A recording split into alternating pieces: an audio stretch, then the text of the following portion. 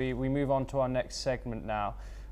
From missiles to markets, could Tehran use oil as a weapon? If the Strait of Hormuz closes, the world economy could feel the impact instantly.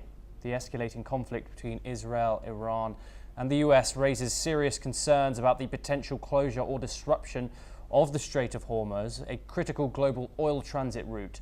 Such a move could trigger severe oil price shocks and widespread supply disruptions. Additionally, Iran might withdraw from OPEC or manipulate oil output to exert pressure. Cyber attacks on global energy infrastructure are also a growing threat, potentially crippling supply chains and escalating the economic fallout of this regional war.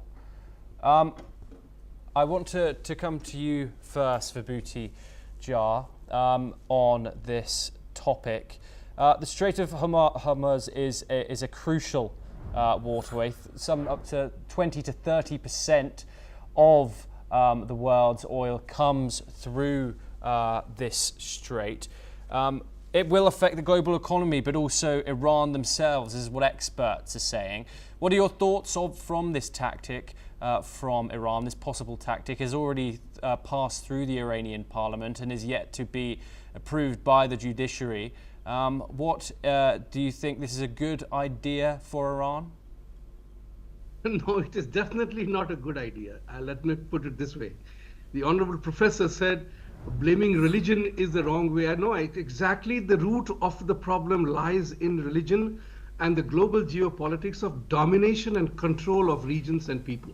Let's put it this way very bluntly. Analysis is very critical. Religion is the root cause of all global conflicts. I have written a chapter on this, and many people have agreed. Not the way it is practiced. Let's be very clear. You are free to do whatever you want to do, who you want to pray, how many times you want to pray. Understanding that is very critical, that I am the only right way is the issue.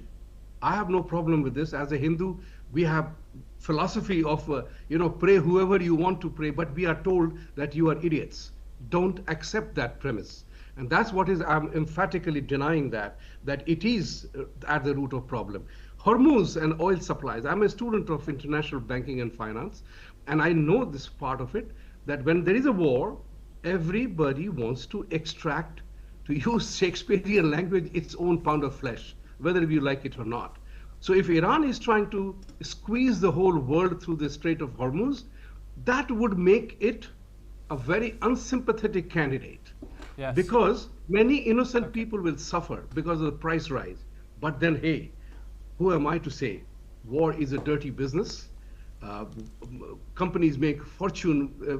Now Blackstone has an ETF for companies which are manufacturing in the oil or war industry. Many people have criticized that the war industrial complex is responsible for all the global conflict. So we can keep nitpicking on one thing or the other. But should Iran indulge in closing down the Gulf of Hormuz, they will also have to endure the suffering of that. Because one thing which I do know, any step you take, you have to bear the consequences of the choices and decisions you make. In my opinion, at this point in time, I realize that even America, fortunately, is getting entangled way too deeply into varieties of things. And I have warned American authorities, you don't want to end up checkmating yourself in the complicated spider web of chess play. Professor Abbas Jafri, I just want to give you the opportunity to respond to that.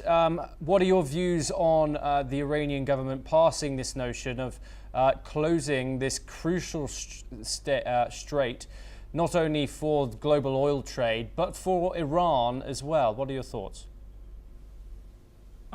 Look, Iran will do everything that it can to fight this imposed war by the colonialist and the imperialist who have air bases and military bases all around Iran.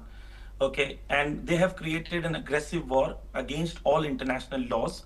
And once they have been imposed a war, Iran will do everything it can to fight the war. And because people do not understand, they want to look the world from their own perspective and they want to see the concept of religion also from their own perspective, which is based on clean individualism. And religion and individualism, they think that that is what the concept of religion is. Whether there is role of religion in social life and political life, that is a different view, and we can have a long discussion on that. And I'm available for Professor to come and discuss on various issues. But this is not the topic right now. But the point is, people who do not understand Iran, let me give you very few points, very clear points. One is the concept of honor, and one is the concept of submission. This community is never going to submit. It fought an 8-year war, not driven by religion, but driven by America's imperialist thought. They funded Saddam Hussein, and the Europeans funded Saddam Hussein, and they created a war, and Iran fought that war of 8 years without any power they had at that point of time. They were able to sustain that war. Let me tell you a few more things so that Professor can add to that as well. The parliament in Iran in 1980 and 81 were attacked by a terrorist attack. It was not a religious terrorist attack. All the president of Iran was killed. The speaker of Iran was killed. The lawmaker of Iran was killed. 72 parliamentarians were killed. This bomb was planted not by any religious organization, but by MKO, which is based in Paris right now. They're a terrorist organization. So Iran has faced all these terrorist attacks from Israel and America. More than 30 scientists have been killed by terrorist attacks inside Iran. And this concept, America is very good, and that, terrorism is because of religion, and, religion is very bad, and religion, when it is practiced, I think it's very simplicity and being very naive, without looking at the problem, without looking at the depth of the problem, and without looking at who is trying to control the religion. In fact, I mean, there is interview of Netanyahu meeting ISIS soldiers. It's available on YouTube, where ISIS soldiers were actually taken care in Israeli hospitals. So looking at it from a media perspective and what media has feeded the world, and we follow that media agenda and say, terrorism is created by that. Iran will do everything it can to fight this imposed war. This is an imposed war on Iran. It's an illegal war. All the legality is with Iran. All the majority of the country, the United Nations chief clearly condemned America's action. So anybody cannot sit here and say that Iran doesn't have the right to do it. Professor, I'm very sorry. We have limited time. We have to move on to our next segment. As the war rages on between Israel and Iran,